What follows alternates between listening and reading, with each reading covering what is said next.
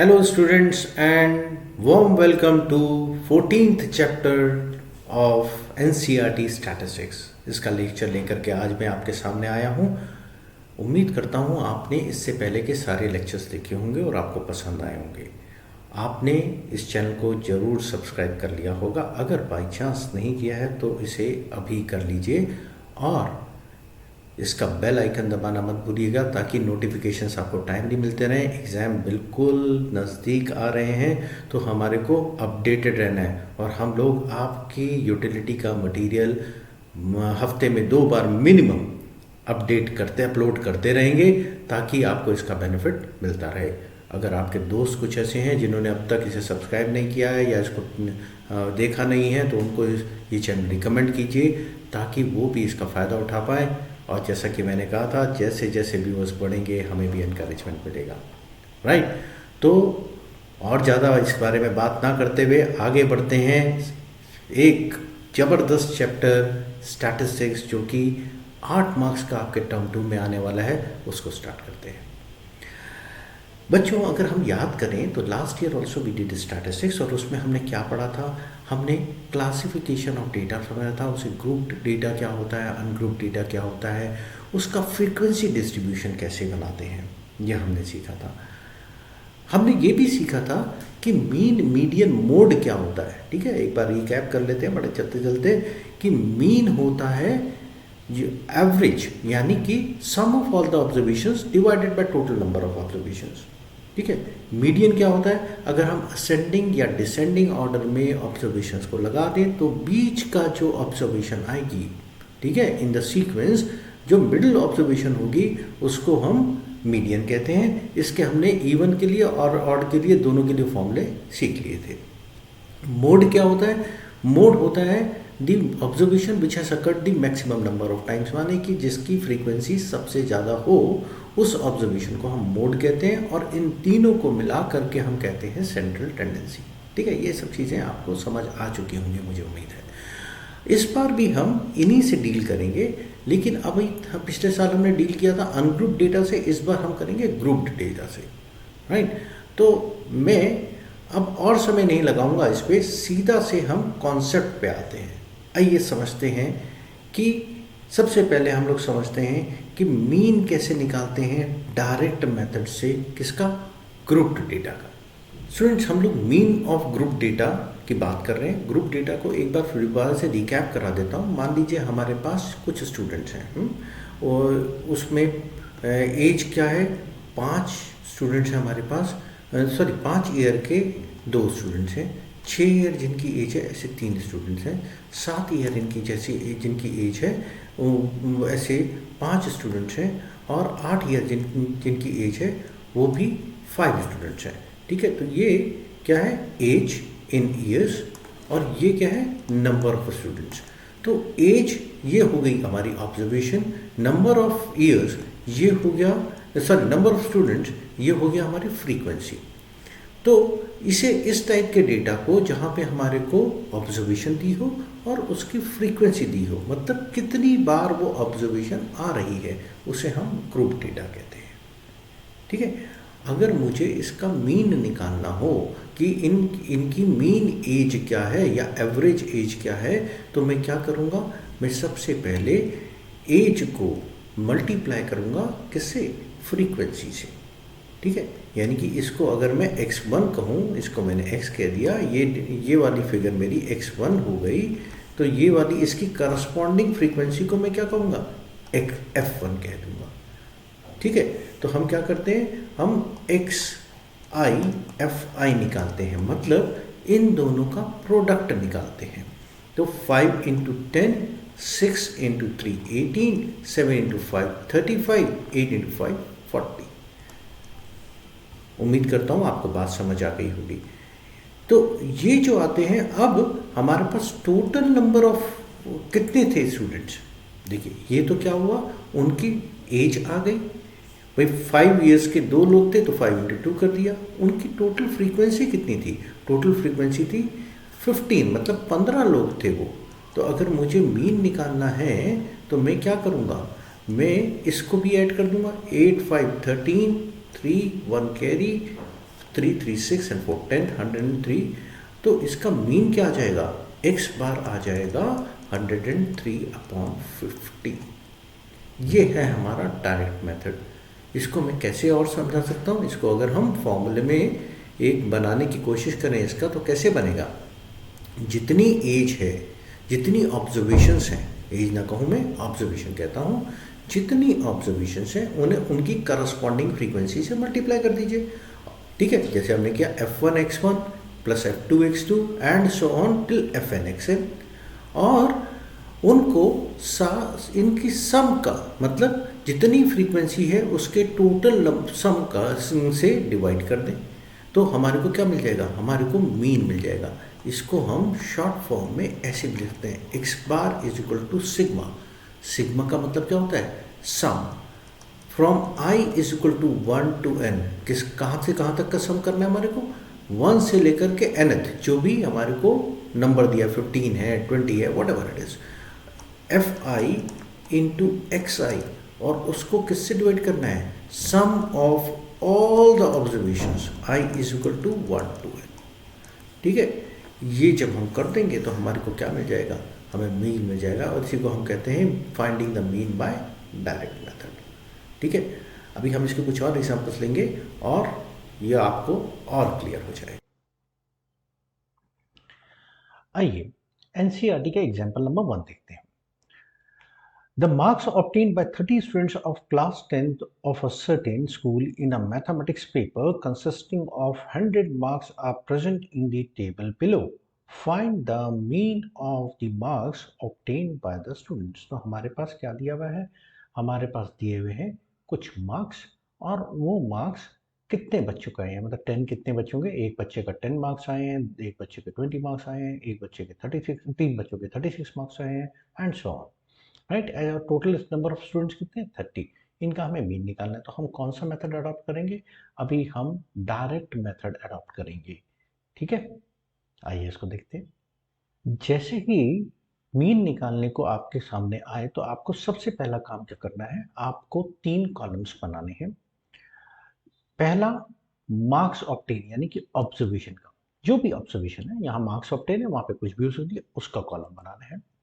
दूसरा, आपको फ्रीक्वेंसी का कॉलम बनाना है। ठीक है, और तीसरा, आपको इन दोनों के प्रोडक्ट का, एफ आई एक्स आई, ठीक है, इन दोनों के प्रोडक्ट का। तो हमने ये 3 कॉलम बने हैं। पहले ये फिगर्स आपको सारी दी हुई है, देखिए यहाँ पे आप देखिए, इस वाले कॉलम में मार्क्स ऑब्टेन्ड आपको दिए हुए, वो सारे हमने कॉपी कर दिए। उनके सामने हमने कॉपी कर देना है उनके उनकी करस्पॉन्डिंग फ्रीक्वेंसीज, और उसके बाद क्या करना है, इनको आपस में मल्टीप्लाई करते जाना, 10 into 1, 20 into 1, 36 into 3, 40 into 4 and so on. मैंने ये कैलकुलेशंस यहाँ पे इसलिए नहीं करी हैं क्योंकि ये अननेसेसरी वेस्टेज ऑफ टाइम होता, आप लोगों का टाइम जाता। ये सिंपल सा एक प्रोसेस है जो कि आप लोग कर सकते हैं, आप लोग काफ़ी सीनियर स्टूडेंट्स हैं, है ना। तो इसको मल्टीप्लाई कर देंगे। मल्टीप्लाई करने के बाद देखिए, 10 इंटू 1 10 आया, 20 इंटू 1 20 आया, 36 इंटू 3 108 आया, एंड सो ऑन। राइट, ये सब मल्टीप्लाई करने के बाद हमें क्या निकालना है, इनका सम निकालना है। मैंने आपको इसका फॉर्मूला क्या बताया था, मैंने आप लोगों को फॉर्मूला बताया था कि मीन का फॉर्मूला होता है sigma x i f i upon, i is from 1 to n, इस केस में क्या हो जाएगा 1 टू 30, क्योंकि 30 ऑब्जर्वेशन है। ठीक है, अपॉन सिग्मा एफ आई। अब सिग्मा का मतलब क्या होता है, sigma is a symbol of sum, summation का। ठीक है, तो ये 1 टू n। अब हमने क्या लिया, पहले हमने एफ आई एक्स आई को टोटल कर लिया, फिर हमने क्या किया, जो फ्रीक्वेंसीज थी उनका भी टोटल कर लिया। अब क्या करेंगे, हम इस फॉर्मूले में उसे डालेंगे और डिवाइड कर देंगे। ठीक है, देखते हैं डिवाइड करके क्या आता है। तो हमें क्या करना है, 1779 अपॉन 30 कर लेना है, और ये डिवाइड करके हमारा आ जाएगा 59.3।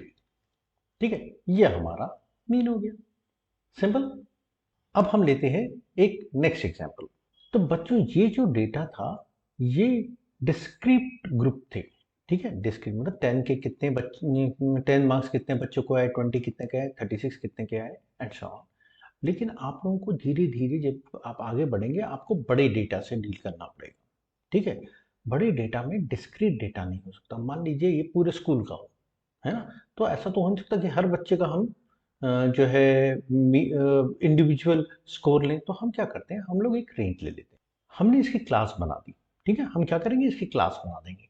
कैसे बना देंगे, जैसे 10 से 25 तक की मैंने एक क्लास बना दी, फिर 25 से 40 तक की मैंने क्लास बना दी। तो अब हम क्या करेंगे, हम काउंट कर लेंगे 10 टू 25 कितने बच्चों के थे, 2 बच्चों के थे मान लीजिए, या 3 बच्चों के थे, तो हम वो लिख देंगे। फिर 25 से 40 कितने बच्चों के थे, वो हम काउंट कर लेंगे। तो हमारे सामने क्लास आ गई, क्लास के सामने आ गया कि कितने बच्चों का स्कोर उसके अंदर with in that class fall कर रहा है। अब इसी में दो एक टर्म्स और समझ लेते हैं। ये जो होती है, ये इसकी मतलब जो लोअर वैल्यू होती है उसे कहते हैं लोअर लिमिट, ठीक है, लोअर लिमिट। और इसको हम उसकी कहते हैं अपर लिमिट, ठीक है। अब इसके साथ ही हमारे को एक नया टर्म इंट्रोड्यूस करना पड़ता है यहाँ पे, जिसे हम कहते हैं क्लास मार्क, ठीक है। अब क्लास मार्क क्या होता है, क्लास मार्क होता है हम upper class limit, upper class limit में लोअर क्लास लिमिट को ऐड कर देंगे, लोअर क्लास लिमिट को ऐड कर देंगे और उसको 2 से डिवाइड कर देंगे। जैसे कि यहाँ पे 10 से 25 है, तो 10 और 25 को ऐड कर दीजिए आप और उसे 2 से डिवाइड कर दीजिए। तो ये क्या आ जाएगा, ये 35/2 यानी कि 17.5। और ऐसे ही हर क्लास की निकाल देंगे, ठीक है, समझ आया। तो हमने क्या समझा, लोअर लिमिट समझा, अपर लिमिट समझा। इसे लोअर लिमिट भी कहते हैं या लोअर क्लास लिमिट भी कह सकते हैं, अपर लिमिट कह सकते हैं या अपर क्लास लिमिट कह सकते हैं। और जो उन दोनों को ऐड करके डिवाइड करने पे 2 पे यानी कि उनका मीन निकालने पे जो वैल्यू आएगी उसे हम क्लास मार्क कहते हैं, ठीक है। अब इसका कैसे यूज करेंगे वो मैं आपको बताता हूँ। स्टूडेंट सबसे पहले तो हम नोट कर लेते हैं ये क्लास मार्क का फॉर्मूला, ठीक है, upper class limit plus lower class limit upon 2, क्योंकि इसे हम अब यूज करने वाले हैं।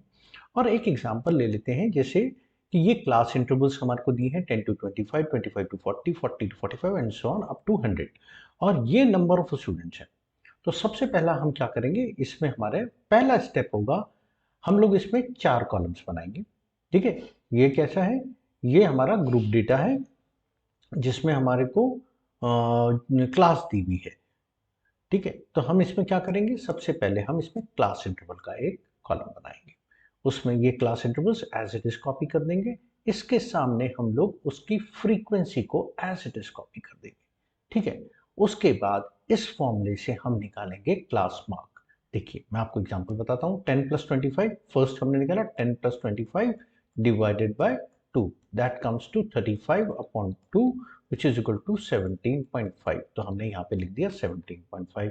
नेक्स्ट पे आए हम, 25 plus 40 divided by 2 is equal to 65 divided by 2 that comes to 32.5। देखिए आ गया 32.5 एंड सो ऑन। इस तरह से हम सारे क्लास मार्क निकालेंगे। आप लोगों को एक चीज ध्यान रखनी होगी कि अगर आपको चेक करना है आपके क्लास मार्क ठीक आ रहे हैं या नहीं आ रहे, तो किसी भी 2 कंसेक्यूटिव क्लास मार्क्स को माइनस करके देख लीजिए, वो उतना ही होगा उनका डिफरेंस, जैसे 32.5 में से 32.5 में से मैंने 17.5 माइनस किया तो कितना आ गया, 15 आ गया। ये उतना ही होगा जितनी आपकी क्लास की रेंज है। और रेंज कैसे निकालते हैं हम, रेंज निकालते हैं अपर क्लास लिमिट, लिमिट इसी को हम lower class limit, lower class limit, इसी को हम क्लास इंटरवल भी कहते हैं। क्या कहते हैं, क्लास इंटरवल, ठीक है। ओके आगे बढ़ते हैं। देखिए अब ये जब हमारे पास क्लास मार्क आ गया तो इसको क्या करेंगे हम, वहां पे हम, आपको याद होगा इससे पहले जब हमने डिस्क्रीट का केस देखा था वहां पे हम फ्रीक्वेंसी को मल्टीप्लाई करते थे उस ऑब्जर्वेशन के। अब यहाँ पे हम ऐसा एज्यूम कर लेते हैं कि इसकी ज्यादातर वैल्यूज उसकी जो है क्लास मार्क के अराउंड रिवॉल्व कर रही है और कोई हमारे पास रास्ता नहीं है, तो हम ऐसा कर लेते हैं। तो हम क्या करते हैं, क्लास मार्क के साथ मल्टीप्लाई करते हैं फ्रीक्वेंसी को, इसको हम xi मानते हैं। जो वहां पे डिस्क्रीट वैल्यूज थी उसे हम यहाँ पे क्लास मार्क को डिस्क्रीट वैल्यूज की तरह ट्रीट करते हैं, xi से fi को मल्टीप्लाई करते हैं। हमने 2 से 17.5 को किया, हमारे पास 35 आ गया। हमने 3 से 32.5 को किया, 97.5 आ गया, एंड सो ऑन। और उसके बाद फिर इन सबको सम टोटल कर देते हैं। फिर तो फॉर्मूला वही है, x bar is equal to sigma xi fi I is equal to 1 to n whole upon sigma fi again I is equal to 1 to n। यहाँ पे n क्या है? n हमारे पास 30 है, तो 1860 इसका सिग्मा xi fi आया, ये देखिए हमने कैलकुलेट किया है, और ये 30 आया इसका फ्रीक्वेंसी का सम। इन दोनों को जब हमने डिवाइड किया तो हमें मिला 62। ठीक है, ये इसका आंसर हो गया। सिंपल है, आसान है ना? ठीक है, तो बस हमारे को इनमें करते हुए कैलकुलेशंस का ध्यान रखना है। कैलकुलेशन बहुत ज़्यादा जल्दी में नहीं करनी, क्योंकि ज़्यादा जल्दी में करी तो उसका कैलकुलेशन एरर हुआ तो सब। तो स्टूडेंट्स, कैसा लग रहा है? कॉन्सेप्ट समझ आ रहे हैं स्टैटिस्टिक्स के? अब इन एग्जाम्पल से आपको और क्लैरिटी मिली होगी कि मीन क्या होता है, ग्रुप डेटा और नॉन ग्रुप डेटा में क्या फ़र्क है, उनके मेथडोलॉजी में क्या फ़र्क है, उनके मीन निकालने के। अभी हम कुछ और क्वेश्चंस करेंगे, हम इसको यहाँ रोकेंगे नहीं। अगले वीडियोस में आपको कुछ और क्वेश्चंस से मैं रूबरू कराऊंगा, so that you are absolutely sure, आपको हर एक चीज क्रिस्टल क्लियर हो जाए, and you are absolutely sure to kill every question that comes your way, है ना? नेक्स्ट वीडियो में हम इसके आगे की जर्नी बढ़ाएंगे, जिसमें मैं आपको कुछ एक्सरसाइज के क्वेश्चंस करूंगा और कुछ और नए कॉन्सेप्ट भी हम लोग डिस्कस करेंगे। राइट? आपको क्या करना है? आपको डट करके पढ़ाई करनी है। एग्जाम्स एक एक दिन करके नज़दीक आ रहे हैं। I am sure you must be enjoying your studies. और किसी किस्म की कोई हेल्प चाहिए हो तो क्या करना है? तुरंत कमेंट सेक्शन में डालना है, या फिर मेरा ईमेल आईडी आप लोगों के पास है, एक मेल कर दीजिए, I will come back with the solution. ठीक है, चलिए, इसके साथ आप लोगों को शुभकामनाएं देते हुए नमस्कार।